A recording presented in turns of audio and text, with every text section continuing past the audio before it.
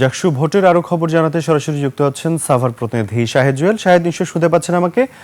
Shahed, vote গণনা সহ সার্বিক পরিস্থিতি কেমন দেখছেন, জানাবেন বিস্তারিত।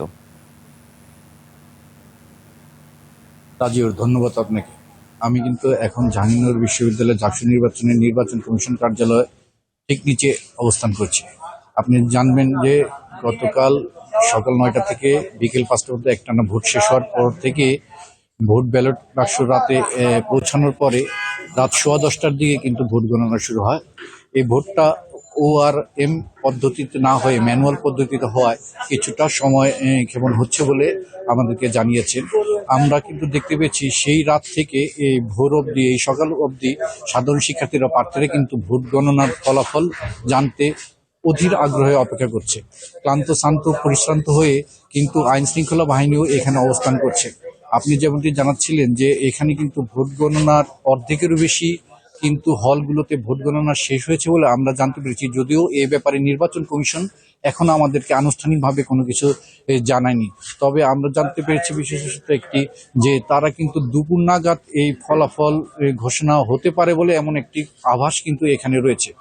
তবে এখানে যারা দায়িত্বপ্রাপ্ত হয়েছে তারা কিন্তু অনেক পরিশ্রান্ত। আপনি একটি কথা আপনার মাধ্যমে আমি জানিয়ে দিতে চাই যে এখানে কিছুক্ষণ পূর্বে 8টা 45 মিনিটের দিকে একজন শিক্ষিকা চারুকলা বিভাগের, যার নাম জান্নাতুল ফেরদৌস, তিনি কিন্তু দায়িত্ব পালন শেষে যখনই মনে করেন যে সিনেট হল ভবনের দরজায় এসেছে, তখনই কিন্তু সে জ্ঞান হারায়।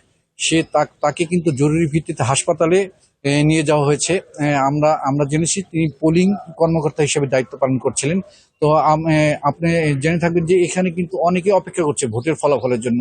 আপনাকে যদি একটু দেখাই আমি, যে সিনেট হলের এই আশেপাশে কিন্তু প্রচুর শিক্ষার্থী রয়েছে যারা ফলাফলের জন্য অধীর আগ্রহ হচ্ছে। কেউ শুয়ে রয়েছে, কেউ ক্লান্ত শ্রান্ত হয়ে বসে রয়েছে। ফলাফল চেয়ে এরকম একটা কিন্তু বলছে।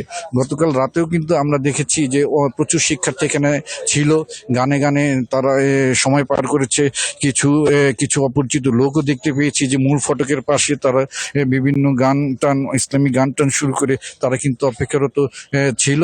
তো আমরা কিন্তু তাদেরকে দেখতে পেয়েছি। এখানে কিন্তু আইন শৃঙ্খলা বাহিনী সহ অনেকেই দায়িত্ব পালনে কিন্তু রয়েছে। কিন্তু আমরা পরিপূর্ণভাবে এখনো জানতে পারিনি যে আসলে কি নাগাদ এই ভোটের ফলাফলটি আসতে পারে।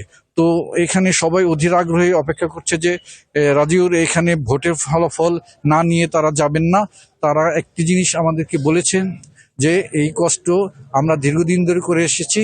জুলাই আন্দোলনও আমরা এই কষ্টটা সয়েছি। আমরা দীর্ঘ রজনী আমরা কষ্ট করেছি। তো একটি দুটি রাত আমাদের জন্য কিছু না, আমরা আরো কষ্ট করব।